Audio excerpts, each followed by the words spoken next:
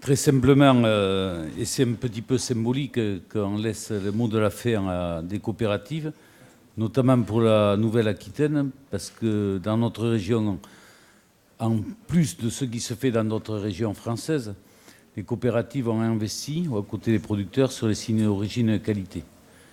Et ça fait que les signes d'origine et de qualité, beaucoup d'entre eux ne sont pas des niches, mais sont des grandes étables ou des grands bâtiments d'élevage de volailles ou de palmipèdes. Et ça, je tiens à le souligner ici. Ce n'est pas le cas dans toutes les régions, mais on a une organisation économique coopérative qui a eu un effet d'entraînement également avec des privés. Et c'est toute l'économie agroalimentaire qui a usé les signes de qualité. Je le dis avec beaucoup de plaisir devant le président de la Fédération des coopératives Nouvelle-Aquitaine. Alors, je rappellerai, je l'ai dit en introduction, comment on s'organise pour faire une arme contre des armes de nos signes de qualité contre les distorsions de concurrence par une meilleure reconnaissance. Je ne vais pas y revenir, ça a été plus ou moins développé. Il faudra ne pas relâcher sans doute nos efforts dans les mois qui viennent de préparation de la nouvelle PAC. Il y a aussi un élément, c'est quelles seront les compétences des OP pour gérer les volumes. Et là, il y a encore des progrès à faire, sans doute sur le plan juridique européen, mais également dans les différentes organisations de producteurs pour se donner les compétences et le sérieux et la crédibilité pour pouvoir gérer une offre qui permette de garder la rentabilité à tous les échelons de la filière et en gardant ces produits accessibles pour le consommateur. Je ne vais pas remplacer Jean-Pierre Reynaud, je vous rassure. Par contre, dans les débats, il y a quelque chose qui transpire dans la nouvelle PAC. C'est ni Alain Rousset qui aurait parlé des rapports entre la région et l'État.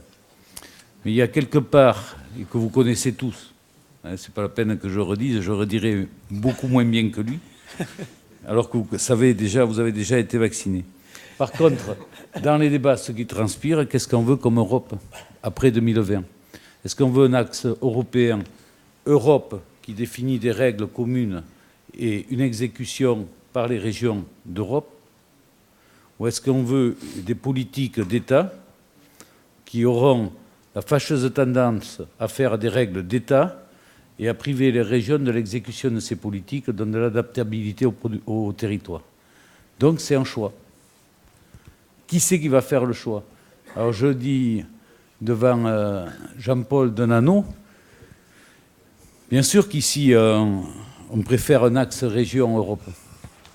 On croit encore à l'Europe.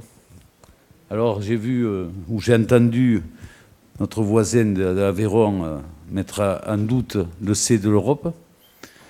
Oui, peut-être, mais peut-être que la meilleure manière de défendre la politique commune, c'est de la remonter à l'Europe et ne pas la laisser à des États membres qui sont victimes d'une manifeste désentente entre les pays du Nord et les pays du Sud. Dernier point, et je reviens sur la première intervention qui a été faite au niveau de la politique agricole commune par Marc Séverac. Et ça, c'est un point très égoïste d'actualité Nouvelle-Aquitaine. On a plus de 2000 exploitations d'élevage qui sortent des zones défavorisées simples.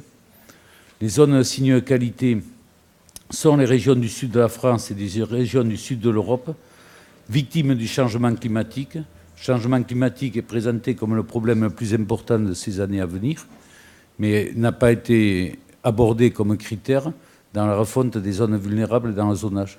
Alors comment on fait?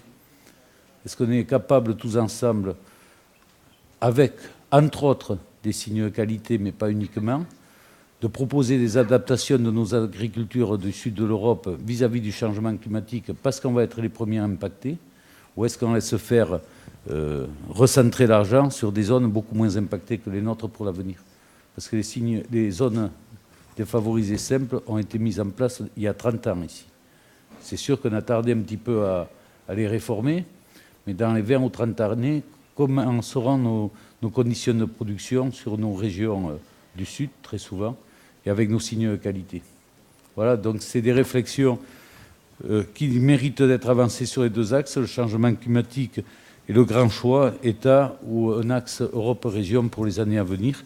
Je pense qu'on y reviendra l'année prochaine et dans les prochaines années, mais soyons fermes ayons des règles communes dans l'Europe parce que ce sera le meilleur moyen de les défendre au niveau international. Faisons confiance aux régions pour être les acteurs, les joueurs à nos côtés, avec une certaine complicité entre producteurs et politiques, et laissons l'État faire des missions un peu plus régaliennes et peut-être aussi de rattrapage dans les distorsions de revenus entre agriculture et de distorsions de revenus dans les régions. Mais je crois qu'on a quelques schémas à communiquer encore, en ayant bien peur que le dernier mot, malheureusement, ne revienne aux États. Donc il faudra qu'on soit tous très forts pour réfléchir et revenir à une vraie politique agricole commune. Merci de votre attention.